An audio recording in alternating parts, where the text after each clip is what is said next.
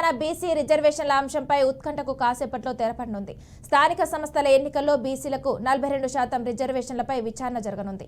ఇరువురి వాదనలు విన్న తర్వాత న్యాయస్థానం తీర్పు ఇచ్చే అవకాశం ఉంది. దీంతో రాజకీయ పార్టీల నాయకులు, కింది స్థాయి నేతలు, అధికారులు, బీసీ సంఘాలు న్యాయస్థానం ఏ నిర్ణయం తీసుకుంటుందో అని ఎదురుచూస్తున్నారు.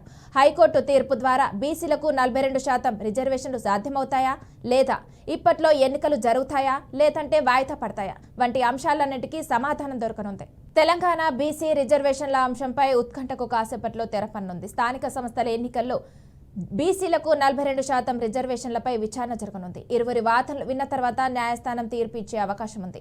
దీంతో రాజకీయ పార్టీల నాయకులు, కింది స్థాయి నేతలు, అధికారులు, బీసీ సంఘాలు న్యాయస్థానం ఏ నిర్ణయం తీసుకుంటుందో అని ఎదురుచూస్తున్నాయి. హైకోర్టు తీర్పు ద్వారా బీసీలకు 42% రిజర్వేషన్లు సాధ్యమవుతాయా లేదా, ఇప్పట్లో ఎన్నికలు జరుగుతాయా లేదంటే వాయిదా పడతాయా వంటి అంశాలన్నిటికీ సమాధానం దొరకనుంది.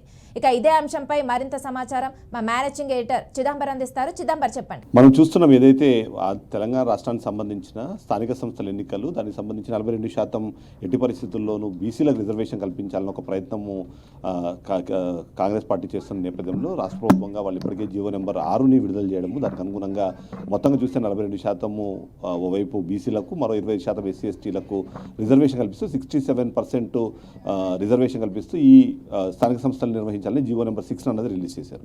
అయితే ఇప్పుడున్న పరిస్థితులు ఏంటంటే కొద్దిమంది మాత్రం 50% మించి, ఎందుకంటే గతంలో మనం చూసాము ఇందిరా సాహ్నికి సంబంధించిన సుప్రీంకోర్టు 1992లో వచ్చిన దీని ప్రకారము 50% మించి రిజర్వేషన్ ఉండకూడదు అన్న ఒక ఇదున్న నేపథ్యంలో ఇప్పుడు ఏదైతే వీళ్ళు ఇచ్చిన జీవో అన్నది చెల్లదో జీవోని కొట్టివేయాలని చెప్పేసి హైకోర్టు ఇప్పటికే వచ్చిన నేపథ్యంలో గతంలో దీని మీద విచారణ జరిగింది.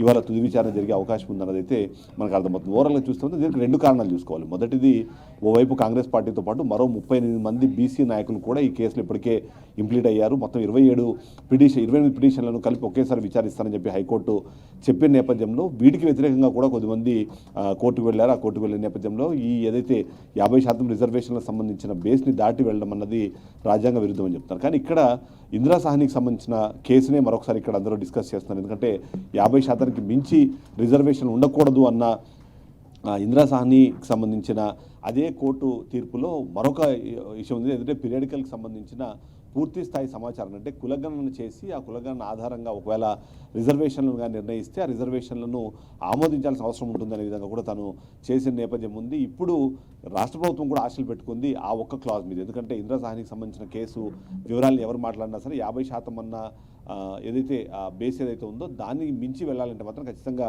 ఆ ఇన్ఫర్మేషన్ ఉంటే, అంటే ఏదైతే కులగణన చేసి ఆ కులగణన ఆధారంగా చేస్తే మాత్రం ఖచ్చితంగా వెళ్ళొచ్చు అని చెప్పే ప్రయత్నం చేస్తున్నారు. కానీ గతంలో జరిగిన హైకోర్టులో, అంటే వివిధ హైకోర్టుల్లో కానివ్వండి, సుప్రీంకోర్టులో జరిగిన వాదనలు, వాటి తర్వాత వచ్చిన తీర్పులన్నీ కూడా ఇప్పుడు ఎవరైతే పిటిషనర్లు, అంటే దీన్ని వ్యతిరేకిస్తున్న పిటిషనర్లు వాటిలో చెప్పే ప్రయత్నం చేసిన అందులో ముఖ్యంగా చూస్తే 1980 నుంచి దీన్ని చూస్తే 60% బీసీలకు ఇచ్చే ప్రయత్నం తమిళనాడు గతంలోనే చేసింది. తమిళనాడు చేసిన నేపథ్యంలో కూడా అప్పటికి ఉన్న పరిస్థితుల్లో కూడా హైకోర్టు కానివ్వండి, అలాగే మద్రాస్ హైకోర్టు అప్పుడు దాన్ని కొట్టేయడము, ఆ తర్వాత 1994లో దాన్ని 9th షెడ్యూల్లో పెట్టి ఆమోదించిన తర్వాత మాత్రమే తమిళనాడు రాష్ట్రంలో అక్కడున్న పరిస్థితుల్లో అక్కడ డిఫరెంట్ రిజర్వేషన్లు మనకు కనిపిస్తున్నాయి.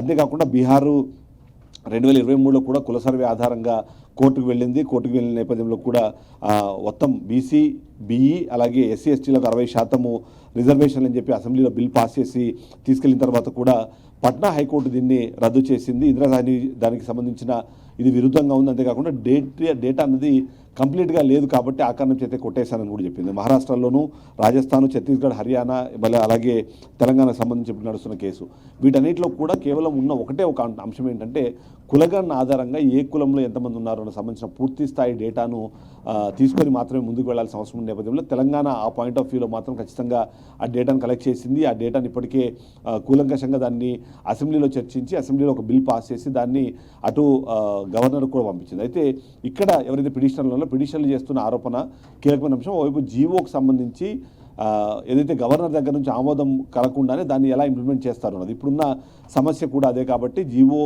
అప్రూవ్ అవ్వకుండా, ఎందుకంటే జీవోకి సంబంధించి వీళ్ళు లీగల్గా చెక్ చేసుకున్నారు, తర్వాత దాన్ని రాష్ట్రపతి పంపించారు. రాష్ట్రపతి కోర్టులో ఇప్పుడు ఆ బంతిలో ఆ కోర్టు ఉంది కాబట్టి అక్కడ నుంచి ఇన్ఫర్మేషన్ వచ్చేదాకా గవర్నర్ కూడా నిర్ణయం తీసుకోలేని సిచ్యువేషన్ ఉన్న పరిస్థితుల్లో ఇప్పుడు ఏం జరుగుతుందన్నది ఉత్కంఠ అయితే ఉంది. ఇప్పటికే ఏదైతే ఐటమ్ నెంబర్ 34 and 35గా దీన్ని ఇప్పటికే చేశారు కాబట్టి, ఆల్రెడీ ఇప్పటికే టేబుల్ చేశారు కాబట్టి వాళ్ళు ఖచ్చితంగా దాని మీద విచారణ జరుగుతుంది. ఇంప్లీట్ అయిన అన్ని పిటిషన్లతో పాటు దీన్ని కూడా చూసినప్పుడు ఇప్పుడున్న సమస్య ఏంటంటే ఒకవేళ నిజంగానే ఇందిరా సహానికి సంబంధించిన కేసుని ప్రాతిపదికగా తీసుకొని ఒకవేళ జీవోని కొట్టేస్తే మాత్రం ఇప్పటిదాకా ఆ జీవో ఆధారంగా వచ్చిన రిజర్వేషన్లు దానికి అనుగుణంగా ప్రారంభమైన ఈ మొత్తం ఎలక్షన్ ప్రక్రియ మొత్తం ఆగిపోయే పరిస్థితి ఉంది. అలా కాకుండా జీవోని అమెండ్మెంట్లో పెట్టి కేవలం ఆ రిజర్వేషన్లకు సంబంధించిన డిస్కషన్ మాత్రమే జరిగితే మాత్రం ఆ జీవోలో మార్పులు చేసుకొని ముందుకు వెళ్ళే అవకాశం కూడా ఉంటుంది. కాబట్టి ఫైనల్గా చూస్తే మాత్రం ఇప్పుడు తెలంగాణ రాష్ట్రానికి మాత్రం ఒక డిఫరెంట్ సిచ్యువేషన్లో ఉంది. ఎందుకంటే ఓవైపు బీజేపీ అలాగే బీఆర్ఎస్ దీన్ని ఓవైపు ఓకే చెబుతూనే వాళ్ళు చేయాల్సిన దాన్ని